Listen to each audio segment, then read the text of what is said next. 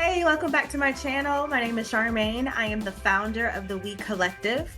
And you may say, hey, what is the WEIE Collective? It is a place that is designed for women. No matter what your age, no matter what season of life you're in, if you're a woman who wants to be empowered through education, inspiration, and just really authentic conversations, this is a place for you. So hit the subscribe button.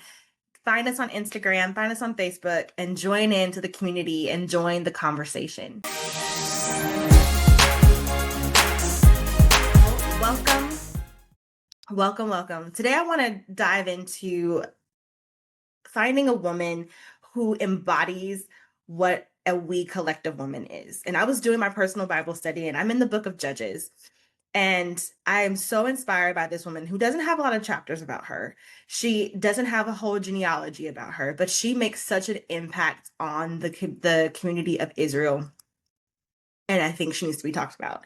I think she's a woman who deals with womanly things and taking care of her family, but also leading a whole entire nation. So if you don't know much about the judges in the New Testament, they were people that God would raise up during horrible times for the Israelites, where they were crying out to God to help them from their enemies. And this was something, these are people that were deliverers for the Israelites. They were the voice of God. They were the ones that helped them get out of horrible times and just wars and being conquered and being put into slavery from other nations. A judge would rise up and would get the Israelites out of these horrible situations, and they would bring peace to the land for a certain amount of years. And so we see this woman, Deborah, who in the beginning it says that she was a prophet and a wife. And that right there just tells me that she has a calling from God, but she's also a wife. And we know if you're a wife, that comes with a whole slew of other responsibilities.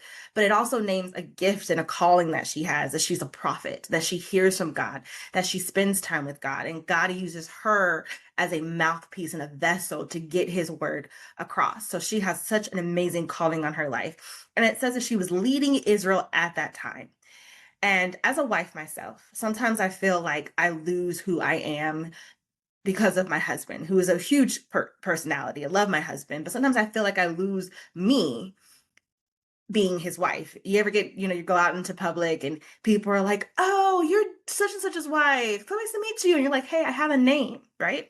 Well, Deborah was a wife, but she also had a name and she had a job and she had a role.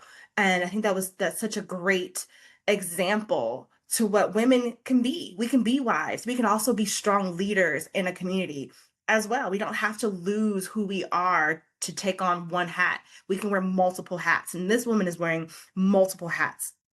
And it's during a time where the Israelites are, they're going crazy and crying out to the Lord because they worshiped other gods. And so God raises up Deborah to be this leader of the Israelite nation. And a man, and I don't want to tell you wrong who he is, but his name is Barak. And he comes and he's like, hey, I want to go fight for our nation. And she's like, yeah, go fight. Great. You're going to do it. And he's like, I want you to come with me. I can't go without you. She plays such a vital role that even a warrior was like, I need this woman beside me to fight this battle. And so she goes with him and she helps him fight this battle. And after they win victory, this is kind of where it really stuck out to me even more, and what I wanted to share with you was that during her song in Judges 5, she makes a statement that really resonates with me, and I wanted to present this to you as well. And it says, Judges 5 verse 7. It says, villagers in Israel would not fight. They're being put into slavery. They're being oppressed. But it says the people and the villagers in Israel would not fight. They held back until Deborah, arose, a mother in Israel. So it's like cause and effect. This didn't happen until this happened. What has God called you into or called you to do or step into that you don't even realize has a domino effect for maybe a nation or your children or your household or your family until you take the stand and say yes and step forward. I think about this, the We Collective, something that has been on my heart to do since 2020.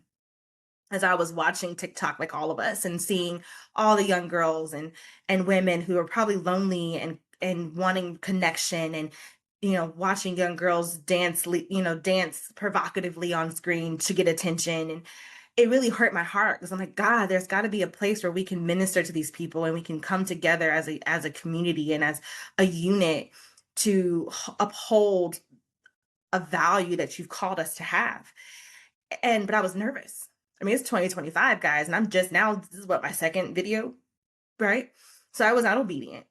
But I feel like as I make these videos and as I step into what God has called me to do, and as we start having events and we start holding out Bible studies, I feel like God is going to move in your life and move in the people around me's lives. I think about my daughter, she's 7, watching me. And I feel like if I don't do this, if I don't get uncomfortable and talk on the screen and set up the lights and all the things, that if I don't do this, what domino am I not pushing down that's not being pushed down into her life? What path am I opening up for her as she watches me trust God and have faith? So today I want you to think to yourself, what is that thing that God has put on your heart that keeps nagging you in the back of your mind for you to do? And it may not be as big as a nonprofit like the We Collective. It may be something small like leading a group at your church, or or mentoring a young lady, or reaching out to the older woman to mentor you, because every step you make and every decision you make causes something else to happen. I love saying that God plays chess, not checkers. That every step that we say yes, Lord, to, He's opening up a door to something else. He's closing a door for something else. I think about strong women that we see now in government and ministry. If they hadn't have said yes, what would not have happened? So I wanted to encourage you today. I know it's scary. I know a lot of it doesn't make sense.